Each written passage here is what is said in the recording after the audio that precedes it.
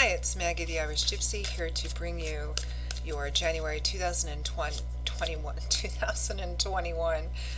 mid-month general reading. We're looking at the last half of January, and this reading is for the air sign of Libra.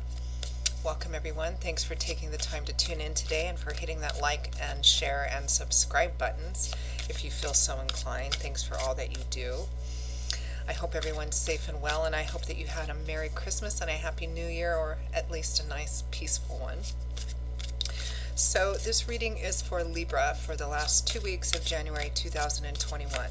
That's Libra Sun, Moon, Rising, if your Venus is in Libra, or if you're cross-watching for a Libra, and it's all relevant, but of course it's going to resonate differently for everyone because it's a general reading, not a personal reading.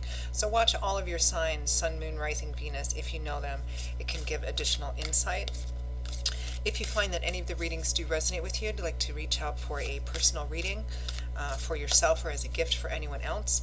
You can click on the description link below for more info and contact details. Click on that little arrow.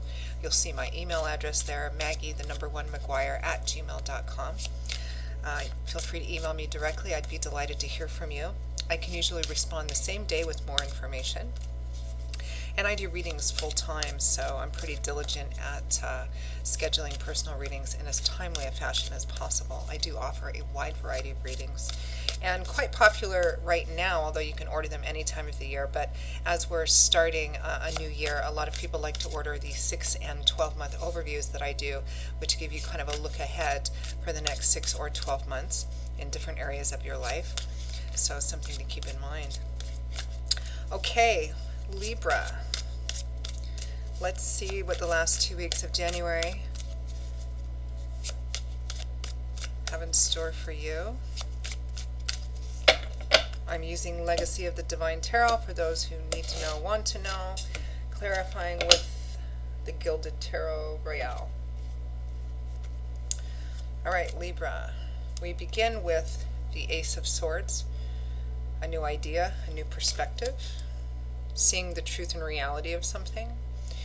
Sometimes that can be difficult, the Ace of Swords, having that stark, clear realization of something that maybe you've been fooling yourself about. It can represent that too. But it's a card of success that comes from seeing something in the light of exactly what it is. And even if seeing something for the truth of what it is difficult or challenging, which sometimes the Ace of Swords can be, you know, oh my gosh, was I really fooling myself about that? In that energetic space, you have the opportunity to make decisions and choices that can change a reality and therefore create a healthier reality for yourself. So sometimes the Ace of Swords can represent that. So, new idea, illumination, fresh perspective with the 10 of Coins. Long-term stability and security, family money, family business, family home, inheritance, long-term stable relationships. Coins is governed by the element of earth, which is the physical structure of our life, so it often represents the physical and emotional things in our life that make us feel safe, stable, solid, secure, money, material things, long-term relationships, the efforts we put into gaining and maintaining those things. Faith, which is also in some decks called the Hierophant, convention, tradition, the establishment, the tried and true way, with the Knight of Coins, a concrete or practical offer. We have the 3 of Swords, some emotional pain, maybe heartache, heartbreak, a breakup of some kind, or just emotional pain, with the Queen of Swords, a woman who's been through quite a lot of that, and it has taught her quite a bit. From the bottom of the deck, the overall energy for the last 2 weeks of January, Libra, is the Chariot. Staying focused, staying ambitious, not letting anything get in the way of what you want, what you're trying to accomplish. You know, if you know anything about the chariot races in Roman and medieval times, they were pretty brutal. There was only one winner, and you had to go through quite a bit to be the winner. You had to be on guard. You had to be very focused on winning, on obtaining your goal, not allowing anyone or anything to get in between you and that goal or slow you down. If they did, they ran them right over. You know, it's about really staying focused and ambitious on what it is that you want to achieve. So it's the overall energy. So there's some new, fresh insight, perspective on about the Ten of Coins. Now, what this Ten of Coins represents is going to vary here because it's a general reading, so it may mean different things. Fundamentally, what it is long-term stability and security, either with finances and material parts of your life, job, work, career, property. In the emotional realm, it can represent long-term relationships or people you have in your life, or a person that you know you're going to be with for the rest of your life, or for, this is long-term stability and security. So it may be that you have a new idea, a new perspective, or some new information, seeing something that can help you perhaps achieve or better achieve or get closer to what you really want, what you're after, that's going to make you feel safe and secure for a long time to come. Because the Ten of Coins, ultimately, whether it's a financial situation or an emotional situation, this is not having to worry about the thing, the person, the place, the situation, your bank account. It's about not having to worry about that for next month, next week, next year. This is about being in a place where you don't worry about long term, right? Because you have enough, that you have enough in the bank, you have enough security in this relationship, this situation, knowing that it's going to last and keep you safe and secure. So there's some kind of new idea, perspective about that, perhaps. And then we have faith with the Knight of Coins. So faith represents, the Hierophant, the establishment, the tried and true way, institutions, organized religions, university. It can sometimes represent religious figures like a priest or a pastor, government institutions, the establishment. Doing things the way that the majority of people do them because that's what works, and even if you have to maybe compromise some individuality or self-expression, the payoff is that you're belonging to that, you get the security and protection of that as well. Now, from that comes the Knight of Coins. So there's some kind of concrete or practical offer coming in, and it's right next to the Ten of Coins. This feels like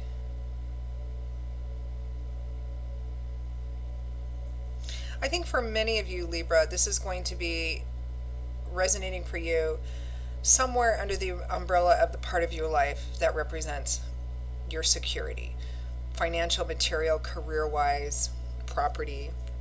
It might be emotional, but it feels like you've really struggled and struggled and struggled to get, to acquire, to maintain, to get to a place where you feel safe about your long-term future, whether that's with finances, money, or emotional stuff, or some combination of that. It feels like you've really struggled because the Chariot is success, but it's success that comes from sheer perseverance and determination. You might get run over 9 times, but the 10th time you get up and you still keep going. You win simply because you refuse to give up until eventually you win. It's a very difficult path, and you have to be absolutely focused and not accept anything less. But it's a very challenging, difficult one, and I feel like you've struggled towards getting to a place where you feel like you don't have to worry about your future. There's some kind of new insight or perspective being offered about it. And I believe it's in conjunction with someone else. And it might be an institutional thing, like there's some kind of offer, a concrete, practical offer, and it might be coming from a government institution, whatever this faith and Hierophant represents. It might be an actual, government or legal institution, like, a loan or help or something. It might be somebody in a position of some status and authority or trust, offering to help you in a practical way. It could be with money and resources. It could be with their experience and time. Like some kind of offer coming from that. And then we have the Three of Swords and the Queen of Swords, which is an interesting combination, but I understand it because I feel like along this difficult path, you've really had some challenges. You've been run over a few times, chewed up, spit out a few times. I feel like you've had a fair amount of pain and wounds, whether you can see them or not. The Three of Swords represents that. It's emotional pain, it's heartbreak, sometimes breakups. But the Queen of Swords, she's had a lot of that. Traditionally in the tarot, the Queen of Swords is often referred to as the divorced woman or the widowed woman. Doesn't necessarily mean she's divorced or widowed, but the implication is that the Queen of Swords, she's been through a lot. She's had a long road behind her already, and parts of that road, maybe even a lot of that road, has been difficult, challenging, painful. She's come out of it maybe with a bit of a patchwork of scars, but all of those, that pain and everything, she's learned so much from that. She has a vast wealth of experience and knowledge that allows her to even set her own emotions aside to cut right to the heart of the matter and see the truth and reality of a situation and make decisions and judgments based on that. You know, truth, insight, wisdom. She can sometimes come across as maybe a bit quite direct or maybe even blunt, sometimes a bit cool or aloof. It's just that she's learned a lot from the painful experiences she's been through, and she's all about getting to the heart of the matter and doing and following what the truth is, even if her emotions pull her in another way. So this is about the Queen of Swords takes that Three of Swords energy, and while it does hurt and it may leave some scars, she also opens herself up to the lessons that that pain brings her, and she learns from that, and every time she learns from that, she grows and evolves a little bit more, and she's able to see things a little bit clearly. She can come across as a bit blunt and direct, sometimes a little impatient.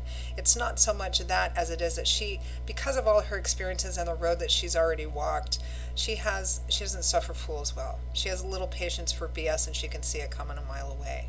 So she allows the difficulties and challenges and pain teach her and help her learn and evolve and become better and smarter and more realistic and practical too.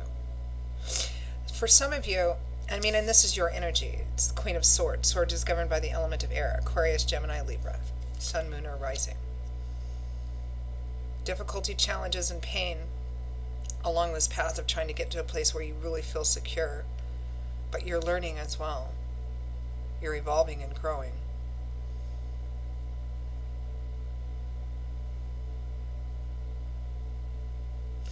I have this odd little message I need to give to somebody out there.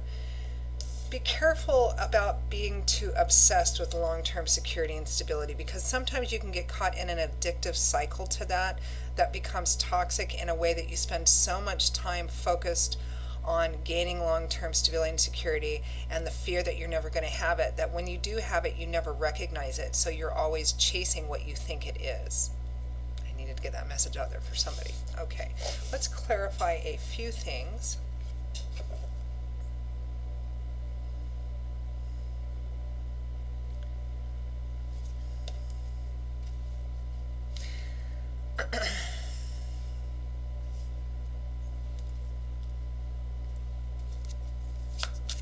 Let's clarify this Knight of Coins. What is this offer or opportunity coming in?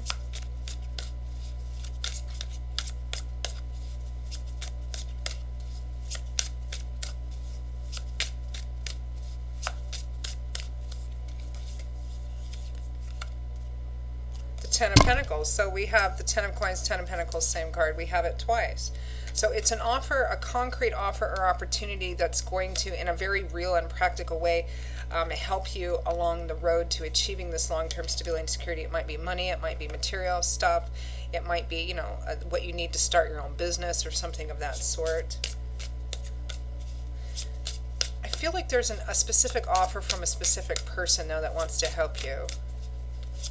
Clarify faith, the Hierophant, clarify faith.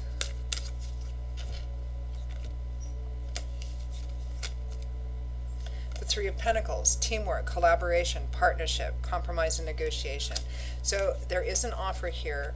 I believe, I mean, it could be like a more institutional offer, you know, like from a bank or something like that. But I think for more of you, it feels like a specific offer or opportunity to partner with someone or maybe a couple of people.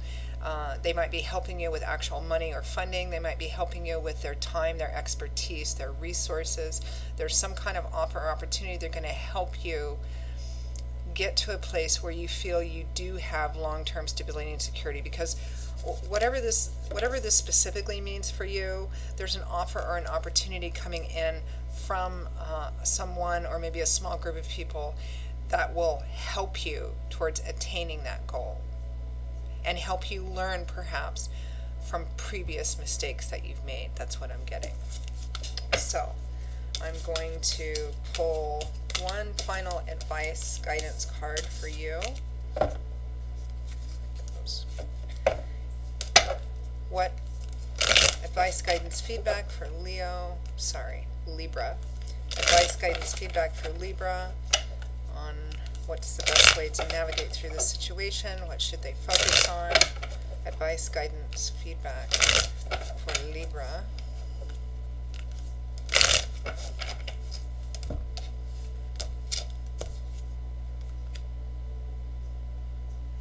The Knight of Wands. Take it. Charge forward. Do this thing. Accept the offer, the opportunity. Go after it. Face your fears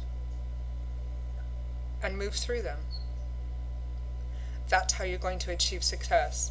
There's some help coming in here, and I feel it's divinely inspired and divinely orchestrated, whatever this offer or opportunity is. Whether it's from an institution, one person, or a small group of people. I feel like there's divine timing and orchestration here, and you're being asked to, the fastest of all of the knights, the Knight of Wands, the Knight of Fire, to charge forward and just do this thing. Accept it, take it, move forward. All right, Libra, that is your reading for the last 2 weeks of January. I hope you found it helpful and useful.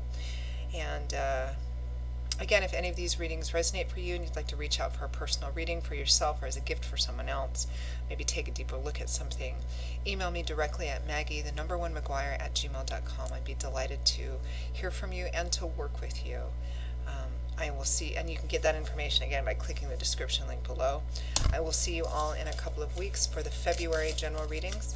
Until then, stay safe and well, be blessed, and I hope to see you back here again soon. Take care. Bye-bye.